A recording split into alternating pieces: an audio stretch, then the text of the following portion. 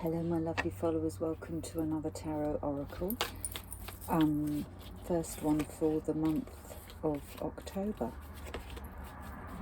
So, I never know how I'm going to start. I just go with whatever the flow is. So we'll see what sort of a reading I do.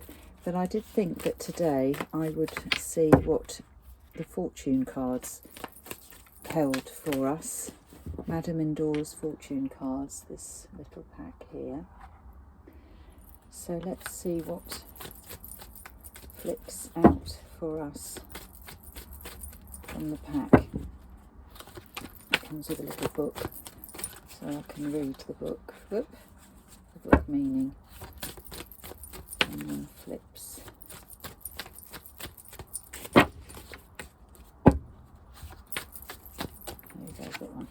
The moon. Oh, I love these. How nice. Okay, so we've got the moon. I'm going to do this. I'll put one on each side, okay? The moon here, and use your intuition. So the moon's message is you will be guided through the darkness. And here, the seer, follow your intuition. So what a great way to start. So if you're feeling a bit... I mean, the moon represents all sorts of things. It represents secrets, things that haven't been told yet. It represents, for me, it's always the faith card, that you're kind of using your intuition and your faith, belief in yourself and in other things. You know, your higher. I can't think of the word. Guide, if you want to say, if you like. Your belief system, to guide you through a period where things aren't clear. So the moon can also lead you to new beginnings. It can lead you to, it's like the light at the end of the tunnel, but with that card of intuition, that's a really strong message of you have the power, because your intuition won't let you down. So now we're going to use this one here, the Wisdom of the Oracle, which a lot of readers use, these oracle cards, and they are really nice. Colette Baron Reed. Pretty cards these are. And I have to say that Madame Endora's cards can be... Oh, we've got a card, I didn't realise. Can be quite... extreme. She doesn't right, so we've got a whole load that have flicked. I don't really think that they were part of it. We've got here one yin. Oh, we've had that before, haven't we, some time ago? Regeneration, a change in the wind, so new things on the horizon. Directional. I mean, oh my god, I always find the cards can be so magical. Yin and yang, and that flipped out. These two fell out, these two flipped. So yin and yang, soulmates. Also a balance within self. A balance within self in that everybody has that male and female side, yin and yang, but total balance in self. Now the cards that flipped here is a change in the wind, so that would imply that there's going to be new things on the horizon, and regeneration. So regeneration is like starting off again. There's something has happened to change. There's been a change, and where's my... Oh, I've got my book here. I was using my book as a stand. That wasn't very clever of me. Here, we'll do that. Okay, so let me just get the regeneration 46, because obviously a change in the wind is quite obvious. 46, rebirth, second chances and new opportunities. So the oracle's message is that second chances are available to you now. Whatever opportunities you thought were dead are now revived in a more authentic, stronger form. Whatever you may have perceived as a failure or loss is now being replaced by something better and more powerful growing in its place. This rebirth is assured. Step into your new life. Destiny is being fulfilled in wondrous ways. So, relationship message in a nutshell: there is life after death, love after loss, and in this moment you are radiating the regenerative life force energy that makes you irresistible to love in all forms. Love is rising up to greet you. Wow. So the protective message: you are about to be reborn. And I feel that that is also connected to this moon, that you know, have faith, you trust your intuition. You are on a journey which has been a bit dark, if you like, or at least badly lit. It hasn't been transparent. It's not been obvious about what's been going on, and you might have felt in the dark about it. You've stuck with your intuitive self. Now there's going to be a change in the wind, so there is going to be a change. If you felt that things have been in a stalemate situation, change is on the horizon. Change is on the horizon for a restart, a regeneration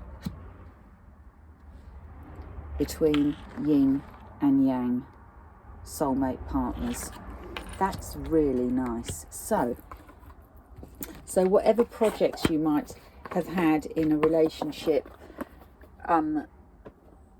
established relationship, that maybe haven't been going that well, you've got a chance now between you to see a rebirth and a restart, a good restart.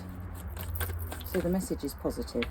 Right, I'm just going to do here with my usual tarot. I'm not going to do a big reading because I'm always mindful of the time and how long it loads up. I'm going to go for the bottom up to the top, flip it over. We've got the Two of Wands, which is a new direction.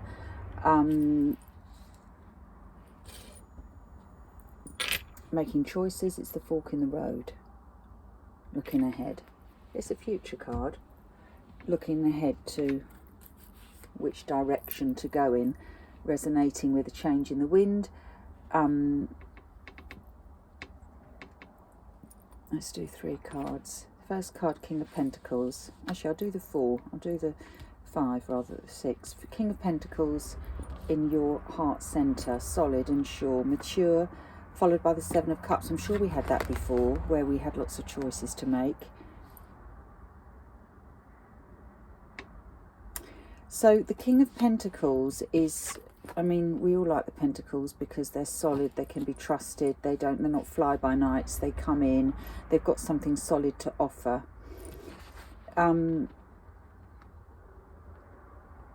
Taurus, Virgo, Capricorn. Doesn't have to be those signs, but he's a worker, he's grounded. And in my mind, I feel that he's been conflicted by options. You might feel conflicted emotionally about somebody that you'd put your trust in. Let's see what the other cards have to say. In the solar plexus, so your gut, it comes back to that higher self, the faith card, the moon. This is the Hierophant, and he is your moral compass. He can represent institutions like marriage, births and deaths. He's in your gut, so it's almost like you're relying on your faith as your guide.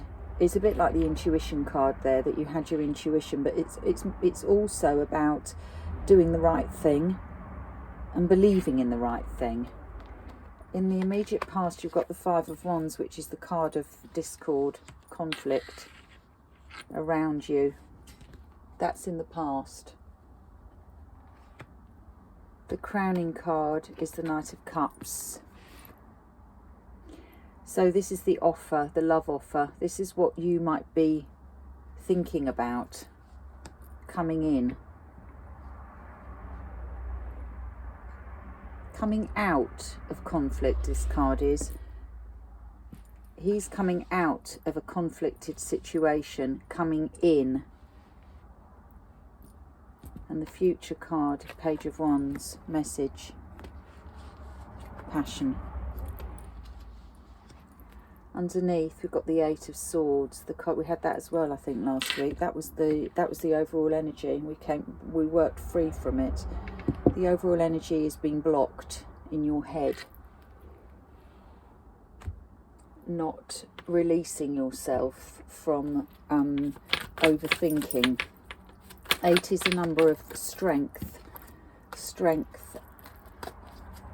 get out of a situation. I mean, the Eight of Swords is self-inflicted. It's not that somebody has tied you up and bound you there. It's more that you're in your head too much. That's the undercard. So let's have a look at these. These are always the clarifiers. I like the clarifiers. Obviously, this is a quick reading. If you want a long reading, just contact me, and it's always a pleasure to do readings, people. I'll stick with the bottom one. I'll go up to the top. Oh, we've got the World. Lovely. I like the World.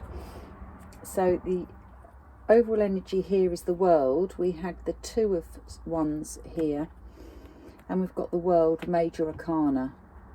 Second Major Arcana. So the World card is about moving things into a new sphere, new beginnings, being moved by destiny. Destin is pushing you onto a new direction. It's destined. It's a happy card. So where we had that moon, which could be secrets and things that confusion, things you don't understand, with the World card, everything comes out into the open.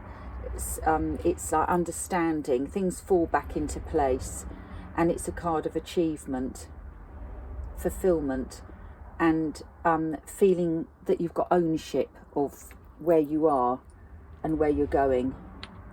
You know what's going on.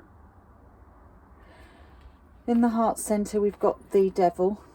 So the Devil is the card for Capricorn. The Devil can represent, so we've got the Devil on top of another Earth card, so Capricorn on top of an Earth cards, Earth signs. Devil can represent obsessions. It can represent, it's the negative self, it's your shadow self, so it can be obsessions, addictions, codependency, can't say it, toxicity. It can be relationships that are bad.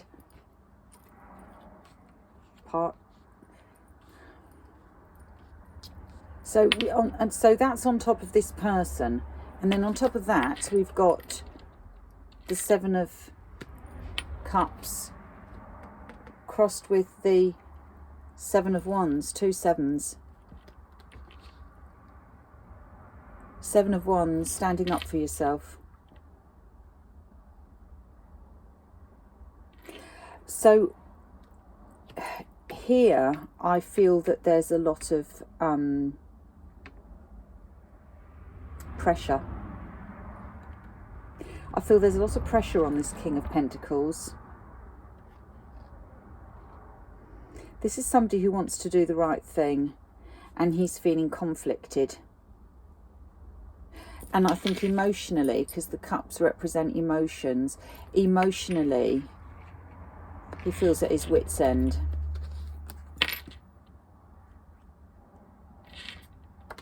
He's having to stand up for himself and protect himself. The offers are probably not,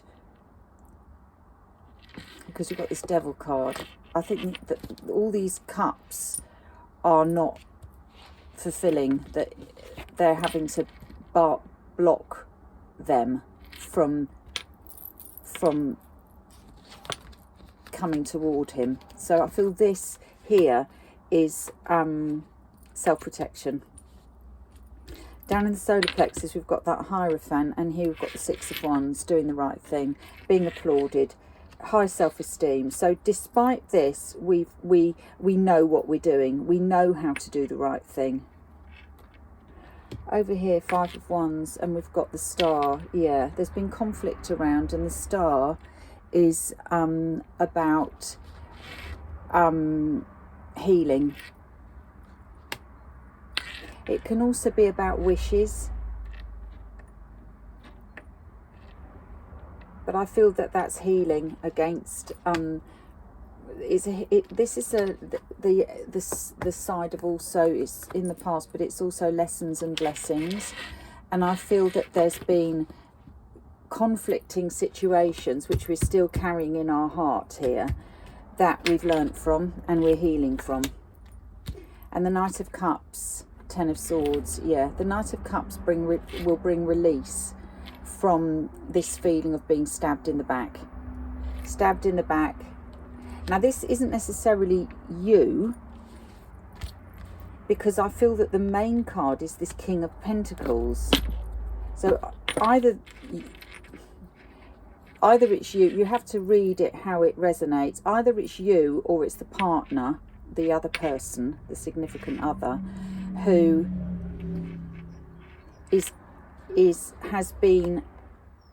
has felt that they've had to protect themselves from some onslaught, constant, because we've got 7 cups here, but it's toxic, and they've had to defend themselves from that.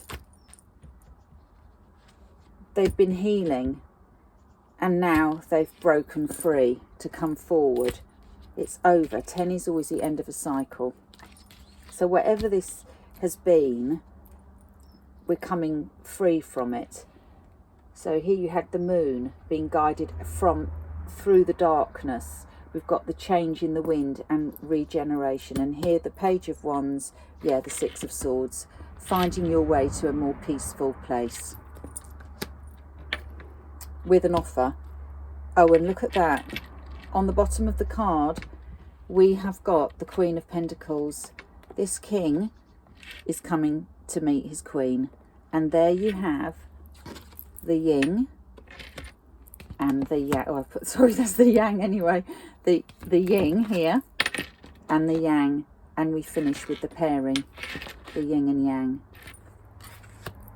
So, something is coming towards you. And look underneath that, the Six of Cups, which is really nice. So that Six of Cups is a little bit like that regeneration. It's something coming back.